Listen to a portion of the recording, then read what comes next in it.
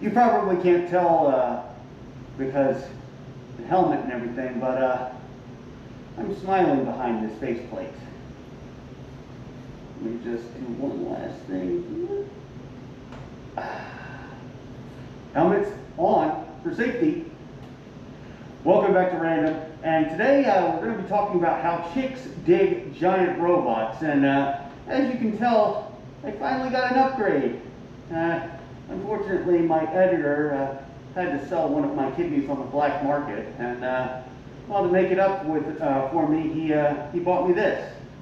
So thank you, editor. I'm probably going to die next week. Anyway, my editor also furnished me with some notes. So chicks dig giant robots. Now the giant robot craze actually started a lot later, or I should say longer ago, than most people know. So we're going to dive into that right now. Let me see here. Oh boy, this is very difficult to read without my glasses and a helmet on.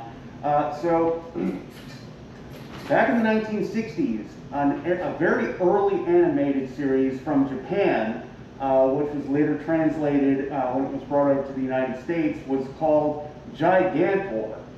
That's what it was called here in the United States. Over in Japan, I want to say it was Tetsujin 28 Go, if I can read that properly. Anyway, that's that series.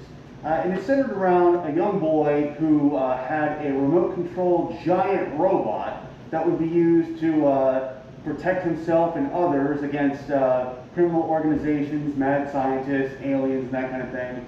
Now, this is one of the first series that showed effectively a giant robot doing things like crushing cars, flipping tanks, and so on and so forth. Now, Gigantor didn't actually have any weapons. It was literally just a giant robot made of steel with a rocket backpack and fantastic strength, and that was pretty much it.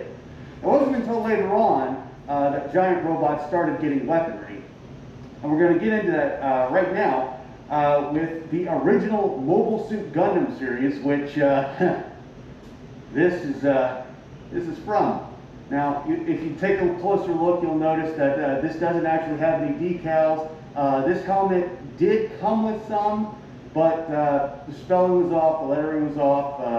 It wasn't as good as it should be. However, the rest of the helmet is quite nice. I think you would agree. So, Mobile Suit Gundam. One of the other many series brought over to America from Japan. Centers around, the original series centers around a guy named Amuro Ray, who his father was working on a mobile suit program, and Amuro was able to hack into his servers and figure out what he was doing and how he was doing what he was working on. So basically, when the time came and the opportunity arose, Amuro was able to steal the Mobile Suit Gundam, and well, the story kind of carried on from there. Now, that mobile suit, that armor, was designed very similar to what samurai used to wear back in the day.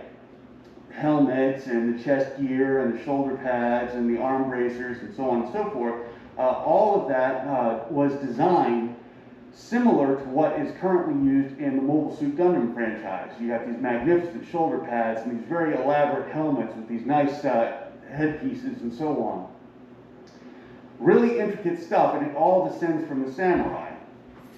So that's Mobile Suit Gundam. Now, that series featured, for the protagonist mobile suit, the Gundam, the RX-78-2, otherwise known as the Gundam. Now, it got that name from Amuro when he was looking at the screen on the initial startup sequence for the Gundam. He saw an acronym and said, hey, that's what this thing is. It's a Gundam. Hence the name. Now, that mobile suit had a titanium alloy as its primary structure components. It used a nuclear fusion power plant of a lighter than hydrogen element, which doesn't exist, and had beam weapons. It had a beam rifle and a beam saber and a beam lance, and I want to say a super mace, basically a rocket-powered mace ball that it would swing around and basically create havoc. Let's see here. The next giant robot series, of course, being Voltron. 5 legendary mechanical lion robots forming together to create Voltron, the defender of the universe. A lot of people know that. For many people, that was their first anime that they were ever exposed to from Japan. Myself included. Myself and my brother, among others, Voltron was our first anime that we ever knew about. And of course, from there, let's see, that was back in 1984 is when that series started. Gigantor was, going back, was from 1964 to 1966. Technically, 1963 is when that series initially began, but it was only in 64 that it came to the United States. Mobile Suit Gundam started technically in 1979 and then ended in 1980. Voltron started in 1984, and of course our next entrant, Transformers, started in 1984 and ran to 1987. That series, of course, following the adventures of the Autobots fighting the Decepticons here on Earth and hiding in plain sight whenever they weren't engaged in battle with one another. So, again, giant robots. Chicks dig them. And that brings us to our final entry for today's video, Megas XLR, which basically lampooned and, for all intents and purposes, spoofed the giant robot franchises and kind of did so in grandiose fashion. So you got this guy named Coop. He was a maverick mechanic. He found a giant robot. Instead of leaving it as he found it, he decided to upgrade it with, I want to say, a 72 CUDA head. And of course, that Barracuda had a drop top, so it was a convertible, and there was a bunch of different things. But basically, he and his friend would drive the robot around and blow stuff up in an attempt to pick up chicks. And, well, some would say it kind of worked. Chicks dig giant robots, man. If you learned anything, please like, comment, and subscribe down below. Tell my editor that, well, he's a pit for selling my kidney on the black market so he could gamble it all away on a cruise ship, betting it all on black. And hope that I get better soon. And as always, folks, keep it random.